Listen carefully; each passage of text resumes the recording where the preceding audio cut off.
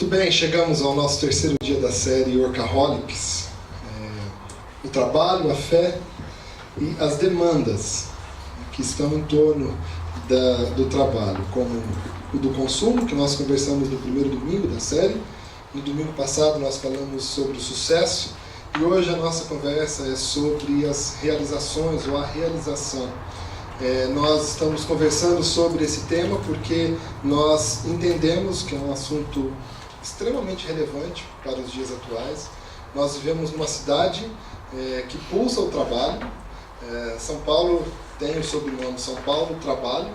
Isso faz parte da vida de todos que estão aqui. As pessoas trabalham muito, se desgastam muito. É uma cidade que puxa todas as suas energias, né? Você gasta muito tempo de deslocamento, chega no trabalho, você está geralmente envolvido com o trabalho em média, né? As pessoas estão envolvidas mais de 12 horas do seu dia no trabalho, ou seja, metade do seu dia. E se você colocar isso nas contas, você vai passar mais de 40% da sua vida trabalhando. É algo extremamente importante para nós pensarmos. E a questão é como é que nós temos lidado com isso. Eu tenho refletido de forma saudável sobre o trabalho, ou seja, a minha base de pensamentos, de ideias, a minha base bíblica, ou seja, eu sei o que Deus propõe para nós acerca do trabalho, eu tenho lidado bem com isso, e eu tenho moldado a minha vida a partir da proposta de Deus para nós, ou para a minha vida. Então eu penso que muitas vezes nós entramos na nossa carreira, na nossa vida de trabalho, sem refletir muito sobre essas questões. Eu sei que Deus, muitas vezes esse é o pensamento comum, eu sei que Deus criou o trabalho, me colocou para fazer isso, mas nem sempre o trabalho é para mim sinônimo de prazer e de alegria. Esse é um conceito que ficou talvez mais forte na nossa cultura, muitas vezes porque o trabalho é algo difícil, né? Nós, para trabalharmos, temos que abrir mão de muitas coisas que nós gostamos. Muitas vezes nós nos privamos de tempo com a família, de tempo com os filhos, para podermos trabalhar. E isso nos causa uma certa tristeza, né, por abrirmos mão de coisas que são importantes a fim de nós trabalharmos. Há aqueles que realmente gostam do trabalho e se envolvem no trabalho até excessivamente, exatamente porque as outras áreas da vida não estão boas. Né? Ou seja, lá em casa não está tudo bem, então eu me enfio no trabalho bastante para não ter que enfrentar a esposa ou o esposo, os filhos e as demandas que temos lá. Outros vão para essa jornada árdua de trabalho, até se viciam no trabalho para poder alcançar o consumo, como nós já conversamos aqui. E outros porque estão numa jornada de realizar algo que já entendeu ser a obra da sua vida e não descansam enquanto não conseguem terminar. Se você está nesse grupo de pessoas que já encontrou o que você deve fazer, se você está nesse grupo de pessoas que entendeu, né, a sua essência e no que você deve trabalhar, eu acredito que hoje a mensagem vai falar mais forte, talvez, com você. Mas tudo bem se você talvez não encontrou ainda a sua essência, mas tem trabalhado bastante, talvez até fazendo coisas que você gosta. Eu acredito que essa reflexão de hoje também vai te trazer um pouco de alento e também sentido sobre talvez a obra da sua vida. Eu quero iniciar a nossa reflexão lendo o texto base da nossa série toda. Nós estamos refletindo sobre a tentação de Jesus no deserto, todos os 4 domingos da série, e eu quero ler com você então esses versículos que dizem o seguinte: a seguir, depois de Jesus ter sido batizado, a seguir foi Jesus levado pelo Espírito ao deserto, para ser tentado pelo diabo. E depois de jejuar 40 dias e 40 noites, teve fome. Então o tentador, aproximando-se, lhe disse: se és filho de Deus, manda que essas pedras se transformem em pães. Jesus, porém, respondeu: está escrito, não só de pão viverá o homem, mas de toda palavra que procede da boca de Deus. Então o diabo o levou à cidade santa, colocou-o sobre o pináculo do templo e lhe disse: se és filho de Deus, atira-te abaixo, porque está escrito: aos seus anjos ordenará a teu respeito que te guardem, e eles te sustentarão nas suas mãos para não tropeçares em alguma pedra. Respondeu-lhe Jesus: também está escrito: não tentarás o Senhor teu Deus. Depois o diabo levou Jesus para um monte muito alto, mostrou-lhe todos os reinos do mundo e as suas grandezas, e disse: eu lhe darei tudo isso, se você se ajoelhar e me adorar. Jesus respondeu: vai embora, Satanás. As Escrituras Sagradas afirmam: adore o Senhor, seu Deus, e sirva somente a Ele. Então o diabo foi embora, e vieram anjos e cuidaram de Jesus.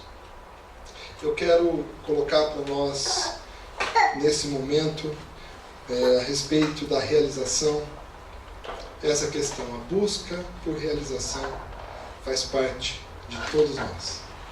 E nesse texto que nós lemos agora a respeito da tentação de Jesus, se é uma tentação para Jesus, é porque também fazia parte de Jesus.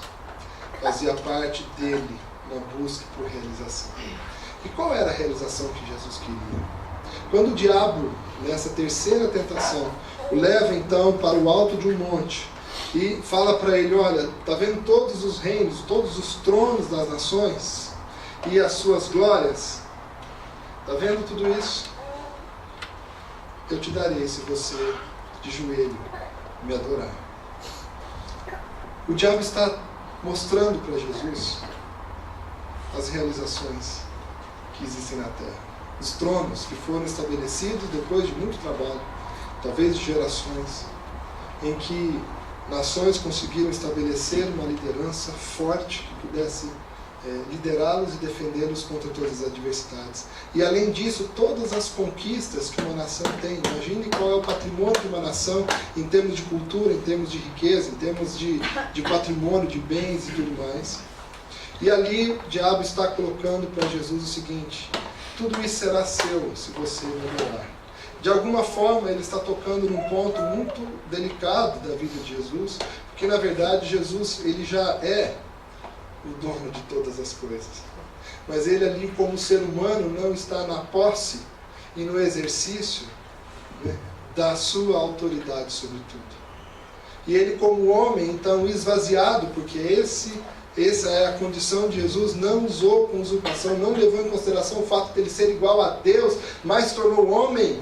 Ou seja, ele como homem como estava, sem a posse de todos os tronos das nações, ou seja, com toda a autoridade sobre tudo, ele é tentado pelo diabo assim: olha, eu te dou essas coisas, se você me adorar.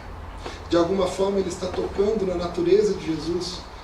Na sua natureza, na personalidade de Jesus, está a consciência de que ele tem, ou deveria ter, o domínio, ser dono de todas essas coisas.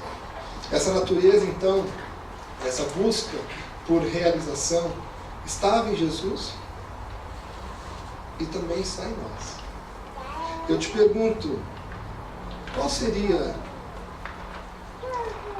a sua busca por realização? O que você tem buscado? O que você gostaria de consolidar, de construir ao longo da sua vida? Essa questão da nossa busca por realização não começou em nós, não foi escolha nossa termos isso. Na verdade, quando nós olhamos para o primeiro capítulo da Bíblia, lá em Gênesis capítulo 1, nós vemos Deus criando a humanidade com alguns ímpetos, né? Ele dá algumas ordens, e uma dessas ordens é: sejam fecundos, multipliquem-se, sejam aqueles que vão dominar sobre os seres, ou seja, lidem com a natureza, lidem com os animais, realizam as coisas que eu estou colocando para vocês realizarem. E de alguma forma está então embutido em cada ser humano a busca por realizar essas coisas. Portanto, você tem isso, essa busca por realização. A não ser que você esteja em alguma condição de saúde muito ruim, das suas emoções, onde talvez as suas questões vitais estão com alguma dificuldade, mas naturalmente você tem esse ímpeto de buscar e realizar alguma coisa.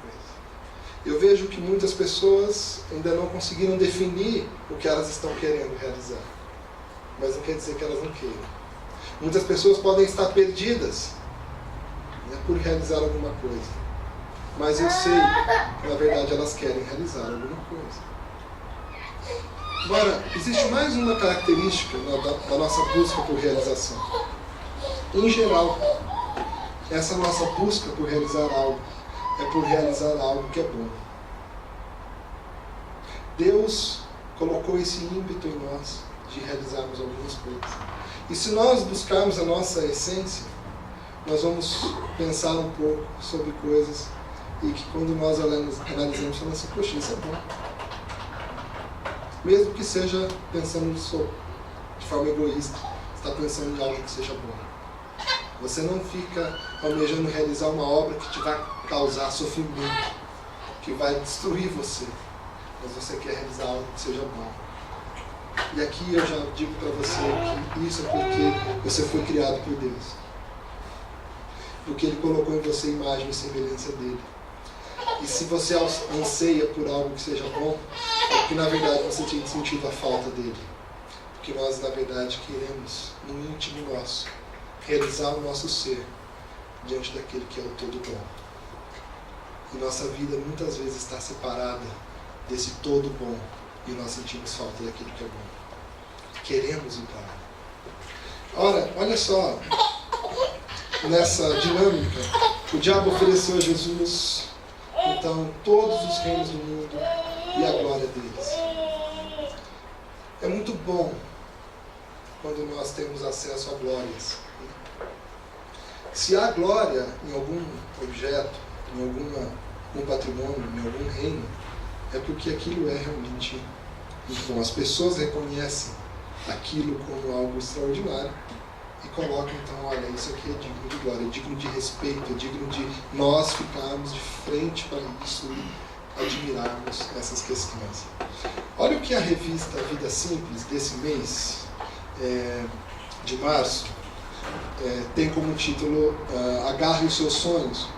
A pessoa, então, que escreve o texto base, que dá a capa para a revista, diz o seguinte: os sonhos com mais chances de se realizarem são aqueles que vêm de dentro da gente.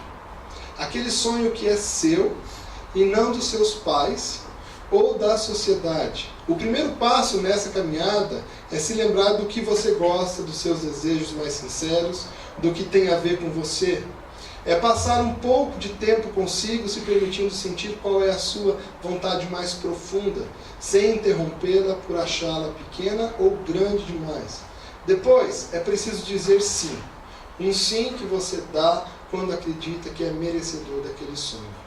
Quem escreve esse texto é a Débora Zanelato. Aqui é só para afirmar e mostrar para você que todos nós temos esse senso de realização, que alguns vão traduzir como sonhos. Qual é o sonho da sua vida? O que você almeja fazer? A questão que muitas vezes nós não pensamos, e que é o que está nítido nessa reportagem, é que os sonhos dependem de você. E que se você olhar fundo mesmo no seu coração, você vai encontrar. E mais do que isso, se você olhar fundo no seu coração, você vai encontrá-lo, e aí é preciso você dizer sim. E aí começa a realização dos seus sonhos. Quando você reconhece, aceita e fala, sim, eu vou realizar. E para muitos que talvez estejam perdidos, parece um caminho sensacional. Achar o sonho e dizer sim. Mas e com o passar dos anos? Quantos aqui já encontraram o seu sonho ou a sua vontade de realizar?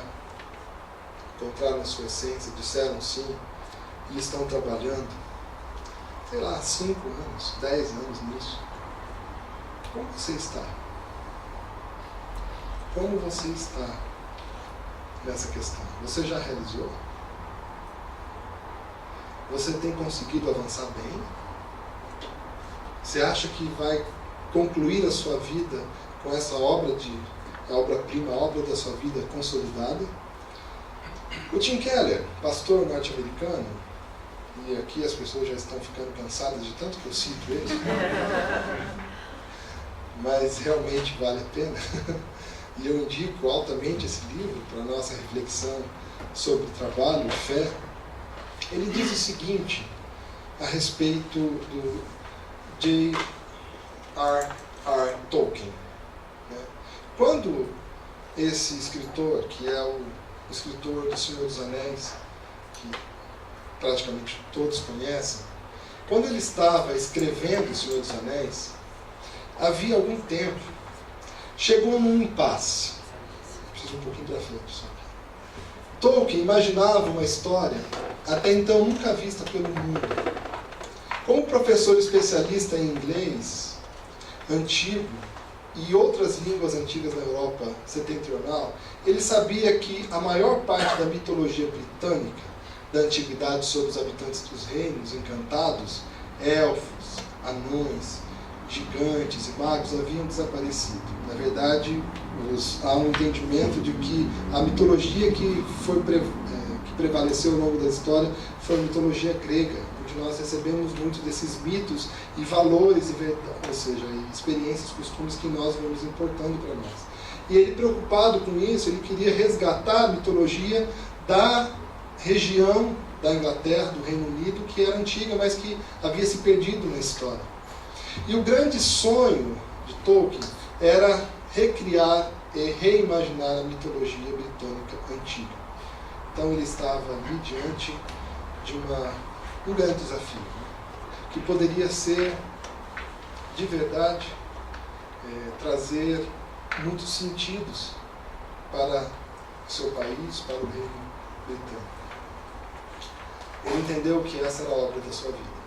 Ou seja, eu fui chamado para isso. Essa é a realização que eu tenho que fazer. Agora, o Tim Keller continua a contar essa história, dizendo o seguinte: enquanto trabalhava no manuscrito, Tolkien chegou ao ponto em que a narrativa se dividia em muitas subtramas. E era um desafio tremendo desenrolar todas essas subnarrativas de modo claro e dar a cada uma delas uma resolução satisfatória. Além da Segunda Guerra Mundial, que estourou nesse período, e a sombra da guerra que caiu pesado sobre ele, Tolkien começou a se desesperar, achando que nunca terminaria a obra da sua vida. Você que tem trabalhado naquilo que é a sua essência, no propósito que você tem entendido que é a sua vida, você às vezes se sente paralisado. Às vezes você se sente muito menor do que você tem que realizar. Nós estamos falando de Tolkien, que é sucesso na literatura. Quantas pessoas não acham Tolkien um gênio?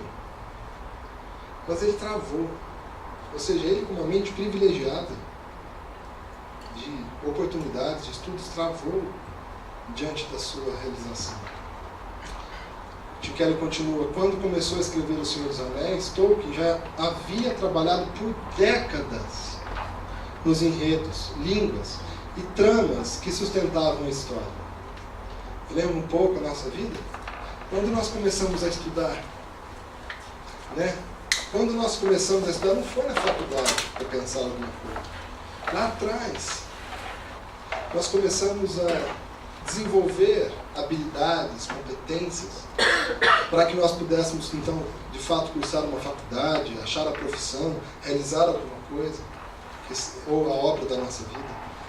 E ele estava diante desse impasse, tantos anos de pesquisa, de um trabalho de reconstruir mitologia que não tinha registro, ou seja, não havia materiais que apoiassem ele, ou seja, tinha que criar tudo isso. Agora, a possibilidade de não terminar era um pensamento terrível e paralisante. Quando, então, ele vai dizer, naquela época, quando ele então estava passando por todo esse desânimo, havia uma árvore ao lado da estrada, perto da casa de Tolkien, e certa manhã ele descobriu que a árvore havia sido podada e mutilada por um vizinho. O escritor passou a ver a sua obra mitológica como sua árvore interior. Aquela árvore mutilada, ele fez uma analogia exatamente como estou. Me sinto mutilado. Toda a obra da minha vida, tudo que eu precisava fazer está cortado e eu acho que eu não vou conseguir concluir. Sua energia mental, inventiva, havia secado. Agora é a prática que eu abro um pouco o coração para vocês. Essa semana, eu li esse texto na sexta-feira de manhã. Minha semana foi muito difícil. Muito difícil. E eu me identifiquei muito com esse texto, não que eu seja parecido com Tolkien. Mas no meu coração, a obra da minha vida, aquilo que Deus tem pedido de mim, tem a ver com edificar a sua igreja. E é um desafio muito pesado. Na verdade, é um desafio lindo. Mas é difícil. E muitas vezes, passava no meu coração, ou passa, a ideia assim, eu não vou conseguir. É muito grande isso para mim. Eu não tenho condições. E às vezes, me queixando, as pessoas não colaboram, as pessoas não querem, as pessoas não vão, elas não se envolvem de coração.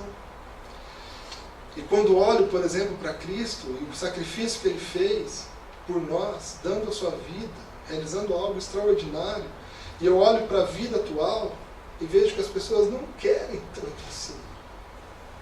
E vamos ser honestos, muitas vezes nós sentamos nessas cadeiras e ficamos esperando como um crítico ou um analítico, dizendo assim, se me convencer eu obedeço, se não me convencer eu não faço. Vamos ver se vai ser bom mesmo. Se for conveniente, ok. Se não for conveniente, ok.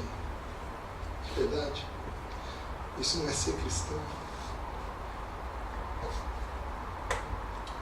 E olhando para essas coisas, eu falo, Senhor, o Senhor quer mesmo que eu continue? E a minha crise da semana era essa. Cheguei a falar para Raquel, nossa, tem hora que dá vontade de desistir. E quando li isso pela manhã, na sexta-feira, eu comecei a chorar. Porque eu me identifiquei, guardadas as devidas proporções, com Tolkien, diante da obra da sua vida e as dificuldades para poder concluir. Onde há esperança? Onde há esperança? Certa manhã, Tim Keller vai dizer isso, Tolkien acordou com uma história na mente, uma ideia. E ele escreveu então um conto, chamado, traduzindo já, Folha de Nigel. Esse é um conto que ficou famoso de Tolkien, e ele escreveu a partir então da sua situação de frustração, de desânimo, de mente paralisada, e por conta daquela árvore que ele viu mutilada. E ele, como um estudioso da literatura, ele ajudou a escrever também o dicionário de Oxford, que define as palavras então do inglês. E ele foi quem escreveu o verbete da palavra Nigel. E o significado então da palavra é trabalhar de forma inútil e ineficiente, desperdiçar tempo com detalhes insignificantes. E ele, é claro, nesse conto está contando a respeito dele, está falando dele, Tolkien. Ele é o Nigel. Ele é esse que trabalha de forma inútil e ineficiente, porque a obra é grande, é exaustiva e ele não consegue produzir nada. E é interessante como ele vai contando então essa história, nesse conto, de como Nigel vai trabalhar a sua obra, que na verdade é uma folha apenas de papel, e nessa folha ele fica tentando retratar uma árvore, mas ele não consegue, como artista, colocar os detalhes que ele sente, que ele imagina, que está lá na sua alma, e ele trabalha numa folha só, e muitos olham à sua volta, muitos falam assim: você está perdendo tempo, por que você está fazendo isso? Não tem sentido nenhum, você é uma pessoa de tanto talento, vai pintar outras coisas, tem outras telas, você poderia pintar uma exposição inteira, mas você fica aí na sua folha, uma folha que você é pequena e não consegue retratar exatamente isso. E muitos talvez hoje olham para nós e falam o seguinte: você não pega tempo com isso, que você acha que é a sua essência, vai fazer outra coisa que seja melhor aceito, que seja melhor remunerado, que as pessoas te reconheçam e falem: ah, essa obra é importante. E ele vai contar que Nigel vai trabalhar nessa folha exaustivamente e nunca consegue retratar aquela árvore senão uma folha. Uma folha, talvez, uma parte pequena daquela árvore que ele sentia, que ele imaginava que estava nele, que era a obra que ele deveria realizar. Ele morre, não consegue consolidar. Esse é o ponto que Tolkien vai dizer: ele morre e não consegue consolidar aquela pequena folha. E eu falei: uau, parece minha vida. Parece minha vida. E não consegue retratar. E muitos não valorizam aquela pequena folha que ele pintou. A casa dele, depois de alguns anos, é vendida. A pessoa que compra achou a folha, levou até o museu. E aí eu fiquei pensando: bom, valorizaram, hoje é uma nota, né? Na verdade, ficou lá no museu como uma obra interessante, mas que tinha pouco público que não olhava. Agora, no conto, Tolkien vai dizer que depois que ele morreu, ele chegou aos céus. E quando ele chegou lá, ele viu a árvore perfeita, como ele intuía e sentia. E lá, naquela árvore, ele se identificou. Ele falou: é essa árvore que eu tentei retratar enquanto eu estava vivo na terra. E eu tentei, e tentei, e tentei, e tentei, e não conseguia. E aí Tolkien vai dizer o seguinte: embora lá na terra ele não tenha conseguido retratar com perfeição aquilo que estava nos céus, ele conseguiu sinalizar o reino e a realidade verdadeira de Deus para aqueles que conseguiram ver. Tim Keller vai dizer o seguinte: e você? Como é que fica? Digamos que você, jovem ainda, aventure no campo do planejamento urbano, certo?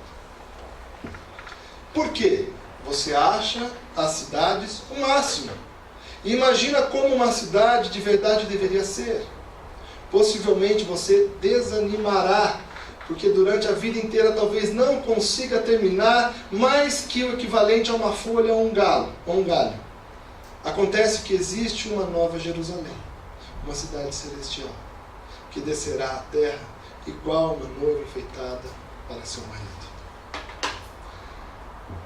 Se você é artista, se você é empreendedor, se você já entendeu qual é a obra da sua vida, eu preciso te dizer uma coisa: a sua realização aqui não é plena. Porque a sua busca por realização é por realizar algo que está em Deus. Na cidade verdadeira, celestial e real, que é onde Deus habita. Esses sentidos nossos por realizar alguma coisa que seja boa, a gente só vai conseguir realizar aqui parcialmente. E isso será maravilhoso diante de Deus, porque sinalizará o reino tanto para você quanto para os outros. Talvez as pessoas da terra não vão te reconhecer, talvez elas não vão dar valor para você, mas saiba que você está certo, você está trabalhando e retratando aquilo que está em Deus, e que você só sabe porque tem conhecido quem Ele é. Você tem tido acesso ao reino de Deus. E porque você vê o reino, você experimenta algumas coisas, você quer transformar tudo à sua volta no seu trabalho em algo assim maravilhoso. Eu quero e preciso dizer isso, porque quando eu li ali, especialmente esse trecho. Talvez você jovem, já está há uns 10 anos, né, tentando fazer isso. Eu lembrei que estou há 12 anos que eu abri mão de outra carreira para estar no ministério de tempo integral. E era exatamente o que eu estava passando durante a semana. Sério. Porque eu não estava conseguindo, eu não tenho conseguido colocar em prática todo o sentido de igreja que eu tenho percebido em Deus. Isso foi um descanso para mim, saber que eu não vou conseguir, mas que eu devo continuar a fazer com zelo, porque eu estou retratando as coisas que são verdades nos céus, aqui na terra. Qual é a obra da sua vida? Qual é o sentido de você existir? Eu acredito sim que você deva olhar para dentro de si, como a escritora da revista Vida Simples diz. Olhe para dentro de você. O que você gosta? Entenda a sua busca por realização. Mas entenda que isso só existe porque Deus colocou isso em você. E que se Ele colocou algo em você para você realizar, vá realizar. Lute por isso, mesmo que as pessoas não reconheçam. Mesmo que você não tenha crédito, mesmo que você não consiga consolidar. Mas enquanto você estiver fazendo isso, você vai se relacionar com o Deus Criador de tudo. E Ele vai te dar forças para continuar. Ele vai animar seu coração. E você vai fazer com excelência essas coisas. Talvez você não conclua a obra como você gostaria. Que talvez você nem entende todo o sentido pleno. Mas você vai se encontrar ainda com Cristo. Lá nos céus, na Nova Jerusalém. E você vai dizer, sabia que existia, sabia que isso era possível, e como eu me identifico com isso, agora eu cheguei em casa, agora eu sei onde eu estou, aqui é o meu lugar, de fato é minha cidade, de fato a minha cidadania é dos céus, de fato eu não pertenço àquele mundo, de fato é aqui que eu tenho que viver, é debaixo da tua presença, Deus, é junto do Senhor, é no teu abraço, é na forma como o Senhor cria todas as coisas, é aqui que eu existo, aqui que eu sou verdadeiro, aqui que eu sou integral, e aqui eu quero ficar. Por que eu vivi da terra? Eu queria só viver nos céus, porque aqui é o meu lugar. Então, trabalhe naquilo que é a busca da sua existência, a obra da sua vida. Trabalhe nisso, mesmo que você não consiga alcançar perfeitamente essas coisas. Mas viva diante de Deus isso, porque é nele que está o sentido. A imagem, aquilo que você está tentando construir, está guardado nele. E é dele que você vai se alimentar todos os dias da sua vida. Isso precisa curar o seu coração hoje, para você continuar. Isso tem que tirar o desânimo de você. Se você está fazendo alguma coisa certa ou errada, isso precisa te motivar a desenhar com Deus. Existe um quadro, eu participei de uma aula em 2006 de um artista plástico, em que ele estava tentando mostrar a nossa relação com Deus. Eu não tenho isso, mas ele pintou o quadro de um pai que estava trabalhando no motor de um carro. Capô aberto, e ele estava trabalhando ali no motor. E ao lado estava o filho, com um carro em miniatura, com um capô aberto, tentando imitar o pai. Tentando imitar o pai. Esses somos nós na terra. A gente busca fazer as coisas que o pai já fez e sabe fazer e consolida. E a gente fica tentando imitar. Isso dá prazer. Isso é gostoso. Isso tem relacionamento com Deus. Isso dá sentido para a vida. Isso é eterno. Eu quero então, com isso, lembrar você de Jesus Cristo. Filipenses 2, 5 a 11 diz: tendo em vós o mesmo sentimento que houve também em Cristo Jesus. Pois ele, subsistindo em forma de Deus, não julgou com usurpação, ou seja, não levou em consideração o ser igual a Deus. Antes, a si mesmo se esvaziou, assumindo a forma de servo, tornando-se em semelhança de homens e reconhecido em figura humana. A si mesmo se humilhou, tornando-se obediente até a morte de cruz, pelo que também Deus o exaltou sobremaneira e lhe deu um nome que está acima de todo nome, para que o nome de Jesus se dobre todo o joelho nos céus, na terra e debaixo da terra, e toda língua confesse que Jesus Cristo é Senhor, para a glória de Deus Pai.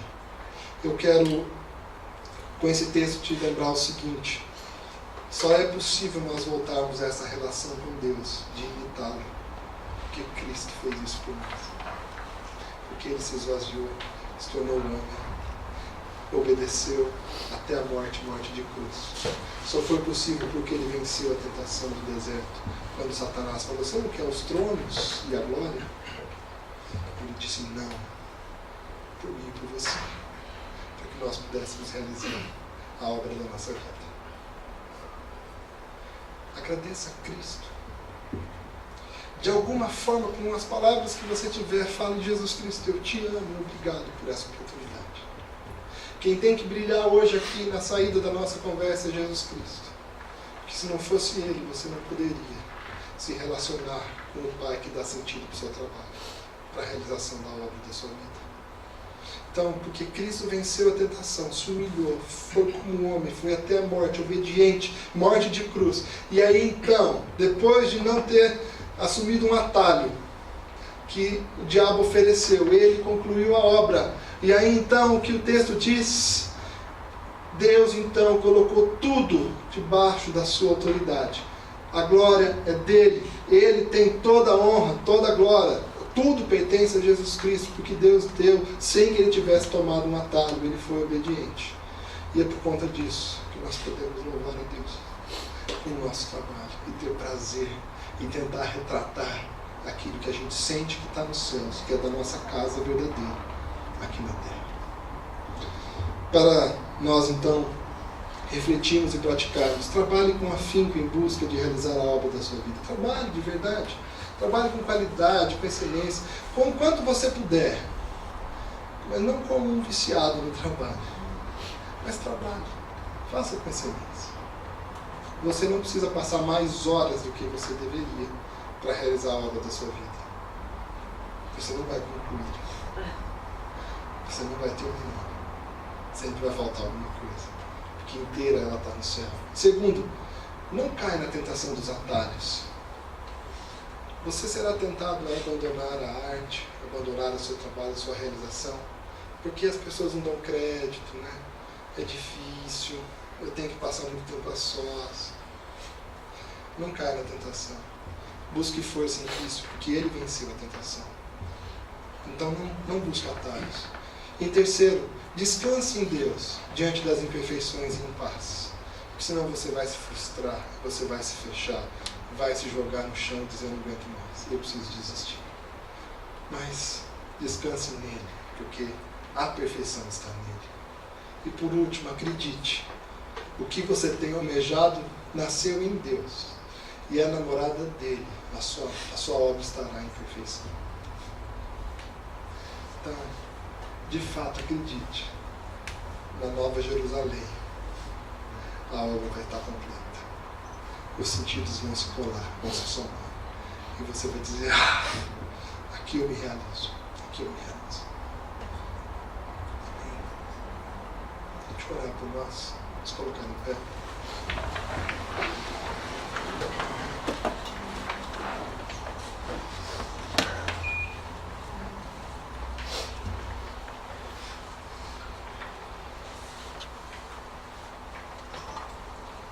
Senhor, essa busca que está em nós nasceu no Senhor.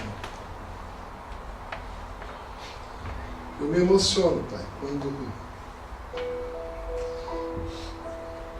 quando lembro que nós passamos talvez muito tempo da nossa vida tentando realizar isso sozinhos, sem entender que nasceu no Senhor. A nossa vontade de ajudar as pessoas, a nossa vontade de ver justiça realizada, a nossa vontade de ver nosso país melhorado, a nossa vontade de ver nossa casa cuidada, restaurada, a necessidade de nós termos a nossa vida realmente leve, sem culpas. Tudo isso, Pai, toda a nossa vontade de nos livrar dessas coisas ruins, isso nasceu no Senhor, e, ó Pai, é isso que nós estamos tentando realizar. Muitas vezes, ó Pai, nós erramos a mão e nos tornamos workaholics, viciados em trabalho. Às vezes trabalhamos demais, não somos viciados, mas quantas vezes, ó Pai, nós estamos tentando fazer alguma coisa sozinhos, por algum sentido que na verdade é um eco da sua voz, que talvez nós não estamos compreendendo, Pai. Pai, nessa manhã eu quero pedir que o Senhor nos ajude para entender que o que nós estamos desejando, o Senhor já criou. E nós só estamos nesse sentido porque o Senhor deu o sentido. Pai, então, segura na nossa mão. Nos anime de novo. Cientes de que a conclusão da nossa obra estará aí, o Senhor nos céus. E que aqui nós vamos aprendendo, nós vamos nos relacionando com o Senhor, fazendo dia após dia essas coisas. Com afinco, com qualidade, com o nosso melhor. Mas que a gente não deva idolatrar a imagem perfeita que está na nossa mente, no nosso coração. Mas que a gente deve se contentar e se alegrar com a Tua presença.